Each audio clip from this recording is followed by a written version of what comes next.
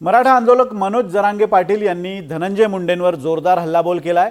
गोपीनाथ मुंडेंच्या वारशाला धनंजय मुंडेंनी कलंक लावल्याचा गंभीर आरोप जरांगेंनी केलाय।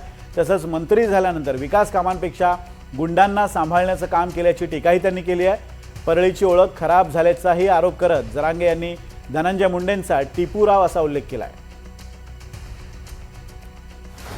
तुम्ही धनंजय मुंडेंवर बोलले, आज त्यांनी असं म्हटलंय की मला वैयक्तिक बदनाम केलं जात आहे, माझ्या बीडला आणि माझ्या बीडच्या मातीला बदनाम करू नका।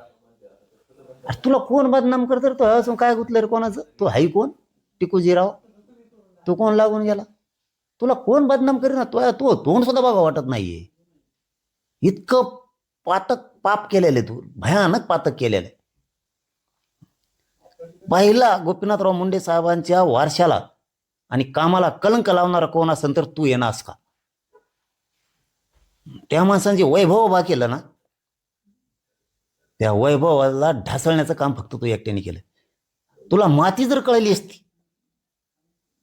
तुला जर माती कळली असती ना, बीड जिल्ह्याची माती म्हणतो ना तू, आज बनला का? आज टोकारा लागला असं त्याचा। हा, तुला जर माती कळली असती ना, महादेव मुंडेच्या प्रकरणात 1 मिनिटात तू बाहेर आला असतास। तुझा भाऊ आता त्यो सोन्यासारखी एवढी लेकर त्या महादेव मुंड्याची एकदा जाऊन बघ, काय बोलतो नुसतं। आजी दादापाशी गुलुगुलू गप्पा आणणे आणि तटकरी साहेबापाशी गुलुगुलू गप्पा आणणे म्हणजेच तू पुण्य कमवतो असं होत नाही, तू पाप झाकीतोस। आणि पापावर पांघरून घालायला आता तटकऱ्यांना सुद्धा वेळ नाहीये। तटकरे सावध झालेत आता, जबाबदारीने सांगतो। तुझ्यासाठी ते त्यांचं राजकीय करिअर उद्ध्वस्त करून घ्यायला मोकळे। तुला काय माती कळती रे?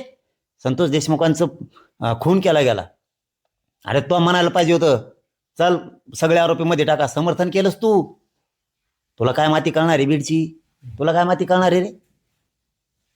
काय केलेस तू? काय होतं ते बीड? पूर्वी शब्द होता गोपीनाथ मुंडे साहेबांचं बीड का? आता तुझं नाव घेतलं ना तर लोक नाव सुद्धा घेणार त्या परळीचं। इतकं त्या वारशाला कलंक लावायचं काम नासक्यापणा तू केलेला आहे। तो कोण नाव घेईन रे? चिल्लर चाळे खेळाव करे तू? तू विसरून गेलास की तू ज्यावेळेस विरोधी पक्ष नेता होतास ना, त्यावेळेस तुझ्या जात कोणची लोक विचारत सुद्धा नव्हती। हो, ते तो आरडणं इवळणं, लोकांना वाटलं जातीच्या पलीकडचा माणूस काय गोरगरिबांसाठी छाती ठोकून लढतो। मनात बसला होतास रे नासके तू उद्ध्वस्त केलंस। तू ज्यावेळेस मंत्री झालास ना, मंत्रिपदावरती विकास करायला पाहिजे होता, त्या मंत्रिपदावर तू गुंड सांभाळलेस।